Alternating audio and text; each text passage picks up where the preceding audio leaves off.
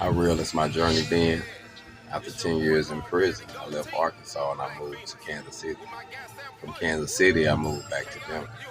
From Denver, I moved to Phoenix, Arizona, where I established my business, and I stayed out there for about 5 years or so. Then I left there and I moved to OKC to finish a project with a shipping container conversion. Then I left there and I went to Georgia and did another shipping container project and also had to do a little network. Now I'm back in my mama's house in Arkansas doing some renovations, and I'm almost done, but I'm not done.